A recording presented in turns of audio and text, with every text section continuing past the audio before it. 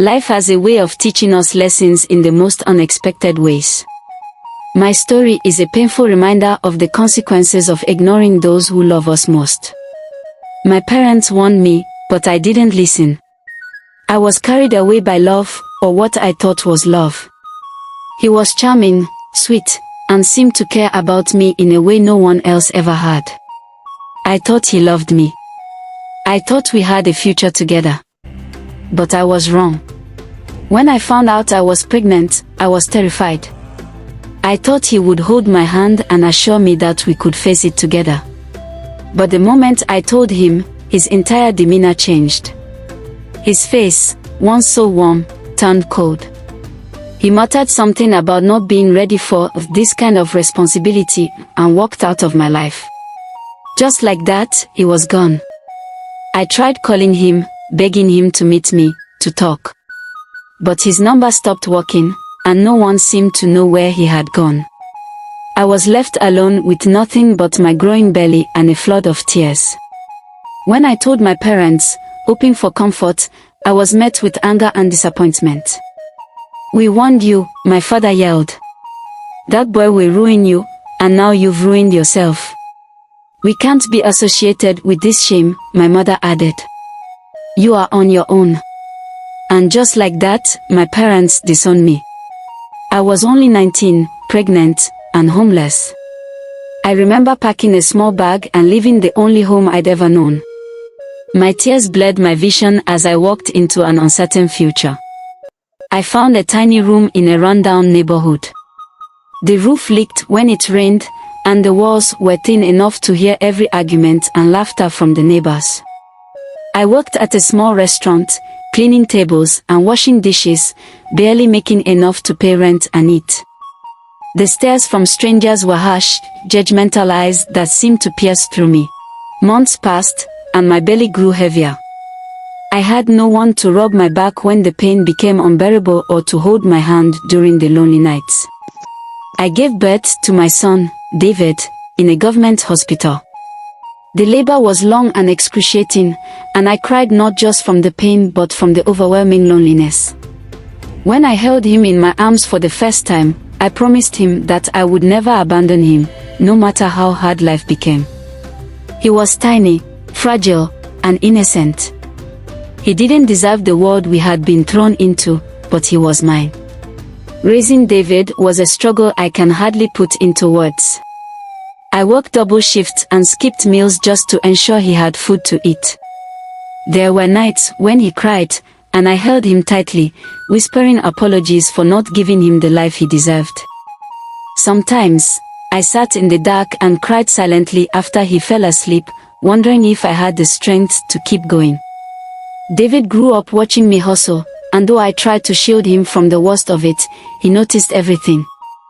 When he was 6, he asked, "Mommy, why don't I have a daddy like other kids?" His innocent question shattered me, but I told him the truth. "It's just you and me, David. But I promise I'll always be here for you." As David grew, so did his understanding of the sacrifices I made for him.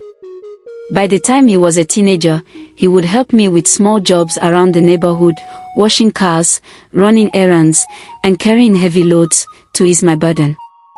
Despite the hardships, David was a bright and determined boy. He excelled in school, often bringing home report cards filled with high grades. One day, "Mom, I'll take care of you," he would say, his eyes filled with a fire that gave me hope. The years flew by, and David's hard work paid off. He earned a scholarship to a prestigious university. Watching him walk across the stage at his graduation ceremony was the proudest moment of my life. I couldn't stop crying as I realized that all the pain and suffering had led to this moment. David didn't just graduate, he excelled in his field and landed a high-paying job shortly after. True to his word, he took care of me. He bought me a small house where the roof didn't leak, where I could sit in peace and look out at a garden he planted just for me. One evening, as we sat together on the porch, he took my hand and said, "Mom, everything I am is because of you. Thank you for never giving up on me, even when the world gave up on you." In that moment, I realized that all the suffering, the loneliness, and the heartbreak had been worth it. David was my reward. He was my strength when I had none, my hope when life seemed hopeless. I may have lost so much, but I gained a son who became my everything. My parents were wrong when they said my life was ruined. My life was difficult, yes, but David made it beautiful. And for that, I will always be grateful. As I sat there, holding David's hand, the memories of all those dark days felt distant, like shadows of a past I had survived. It wasn't just his success that brought me peace, it was the way he cared for me, the way he honored every sacrifice I had made. "Mom," David said, his voice soft but firm, "there's something I've been wanting to do for a long time." He reached into his pocket and pulled out a small box. My heart raced as he opened it to reveal a delicate gold necklace with the word "Mom" engraved on it. "You've always said you don't need anything, but I want you to have this," he continued. "It's a reminder of how much you mean to me." I couldn't stop the tears that flowed down my cheeks. "David, you've already given me so much. I don't need anything else." "But I do, Mom," he insisted, placing the necklace around my neck. "I need you to know how much I love you." That moment was overwhelming, a mix of joy and gratitude that I couldn't put into words. I realized then that David wasn't just my son, he was my greatest blessing, a testament to the strength I didn't know I had. In the weeks that followed, David began talking about reconnecting with my parents. At first, I resisted. The pain of their rejection had left scars I wasn't sure could ever heal. But David, ever the optimist, believed in second chances. "Mom, they made a mistake. Everyone does. But maybe they've changed," he said one evening as we sat in the living room. I hesitated, but his words lingered in my mind. A part of me wanted to know if my parents regretted their decision, if they ever thought about the daughter they had turned away. One Saturday, David surprised me. "Get dressed, Mom," he said, his eyes twinkling with excitement. "We are going on a trip." "Where?" I asked suspiciously. "You'll see," he replied, refusing to say more. As we drove, the surroundings grew familiar. My heart began to race as I realized where we were headed. It was the house I had left behind all those years ago. "David," I whispered, "what are we doing here?" "I just want you to talk to them, Mom. That's all." Before I could protest, the door opened, and there they stood, my parents, older and visibly emotional. My mother's hand flew to her mouth as she saw me step out of the car, tears already streaming down her face. "My baby," she whispered, rushing toward me. "I've missed you so much." For a moment, I froze. Years of pain and anger bubbled to the surface, but so did an undeniable longing for their embrace. Before I knew it, I was in her arms, sobbing like the little girl I used to be. "I'm sorry," my father said, his voice trembling. "We were wrong to turn our backs on you. Please forgive us." It wasn't easy, but forgiveness has a way of healing wounds we thought would never mend. Over time, we rebuilt our relationship, and my parents became doting grandparents to David. Watching them laugh and play with him filled a void I hadn't realized was still there. Years later, as I watched David hold his own newborn son in his arms, I felt a deep sense of fulfillment. Life had come full circle. The pain of my past had shaped me, but it had also given me strength, resilience, and a love that knew no bounds. "My mother," David said during a family gathering, holding up a toast, "is the strongest person I know. She taught me what it means to fight, to love, and to never give up. I owe her everything." As everyone clapped and cheered, I looked around at my family, my son, my grandson, and even my parents, and realized that despite everything, I had won. The scars of the past were still there, but they no longer hurt. Instead, they told a story of triumph, of a mother's unyielding love, and of the beautiful life that love had created. After the gathering, David and I sat on the porch, just as we had done many times before. The night was quiet, and the stars sparkled above us. "Mom," he began, breaking the silence, "there's something else I want to tell you." I turned to him, curious. "What is it, David?"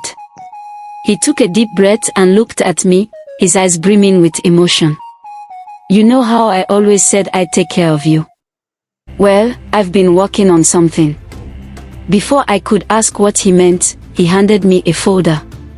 Inside were papers for a foundation he had created in my name, the Grace Foundation for Single Mothers. "It's for women like you, Mom," he explained. "Women who have no one to turn to, who need support and hope. I want them to know they're not alone, just like you want, because you had me." I stared at the papers, overwhelmed by his thoughtfulness. "David, this is... I don't even know what to say." "Just say you help me run it," he said with a grin. "Your story can inspire so many, Mom.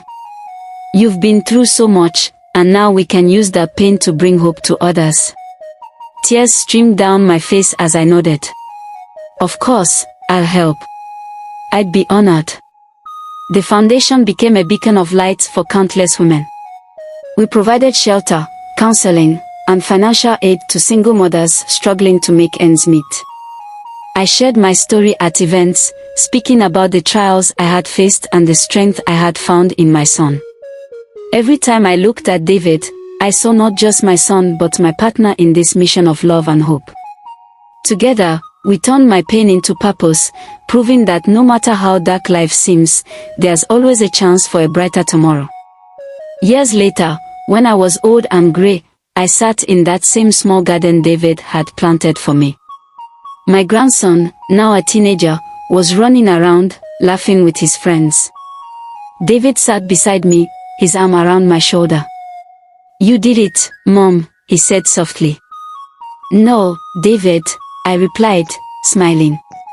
"We did it." As the sun set that evening, painting the sky in hues of orange and pink, I felt a profound sense of peace. My journey had been filled with trials, but it had also been filled with love that transformed my life and gave me a legacy to leave behind. And as I closed my eyes to soak in the moment, I whispered a silent prayer of gratitude for the boy who had saved me, the man who had made me proud, and the life we had built together. As the years went by, David continued to grow in his career and in his passion for helping others. The Grace Foundation for Single Mothers expanded across the country, touching thousands of lives. Women who once thought they were forgotten found hope, shelter, and opportunities through the foundation's efforts. David often said, "This isn't just about helping, it's about honoring my mom's journey and ensuring no one else feels the way she did." Even as I aged, my role in the foundation remained central. I would visit shelters and speak with young mothers, sharing my story of resilience. Their tears, their smiles, and their gratitude reminded me why this work was so important. One day, as I stood before a crowd of hundreds at a foundation gala, I was overcome with emotion. "I was once like many of you," I said, my voice steady but thick with feeling. "Alone, scared, and unsure of what the future held. But through love, perseverance, and faith, I found my way. And so can you. Never forget that your story doesn't end in pain. It begins in hope." The applause was thunderous, but what touched me most were the hugs from women who came to me afterward, their eyes brimming with tears. They saw in me a reflection of their own struggles and a glimmer of what was possible. David, ever the doting son, stayed by my side through every milestone. He married a kind-hearted woman who shared his passion for helping others, and together, they raised a family rooted in love and service. My grandchildren were my greatest joy, filling my days with laughter and light. One particularly bright afternoon, as we gathered in David's spacious backyard for a family picnic, he surprised me with yet another heartfelt gesture. "Mom," he announced, drawing everyone's attention, "we've decided to name the newest shelter after you." it will be called Grace's Haven. I gasped, overwhelmed. David, you don't have to keep doing this for me. He smiled, shaking his head. Mom, everything I am is because of you. Naming this shelter after you is the least I can do to honor the sacrifices you made. The crowd cheered, and I couldn't help but laugh through my tears. I was surrounded by love I had fought so hard for and love that had come full circle. As the years continued to roll by, I found myself reflecting more and more on the journey that had brought me to this place. From the frightened young woman who had been abandoned and disowned to the matriarch of a thriving, loving family, my life had been a testament to the power of resilience and faith. One day, as I sat in my garden watching the sun dip below the horizon, David joined me. His hair had started to gray, but his spirit was as vibrant as ever. Mom, he said, taking my hand, I've been thinking a lot about your legacy. Everything you've done, everything you've endured, it's a story that will inspire generations. We should write a book about it. I chuckled softly. A book, David? Who would want to read about my life? Everyone, Mom, he replied earnestly.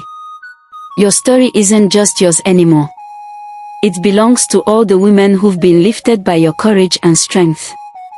And so, we began the process of documenting my journey. It wasn't easy revisiting the darkest parts of my past, but with David by my side, I felt safe. The book, titled Grace Unbroken, A Mother's Journey of Love and Resilience, became a bestseller, inspiring people from all walks of life. As my time on this earth grew shorter, I felt a profound sense of peace. I had lived a life filled with challenges, but it was also filled with victories. My pain had given birth to purpose, and my love had created a legacy that would endure long after I was gone. On a quiet evening, surrounded by my children and grandchildren, I closed my eyes for the last time, knowing I had given the world my best. And as I departed, I carried with me the love of my family, the joy of a life well lived, and the comfort of knowing that through David, my story and my purpose would live on forever.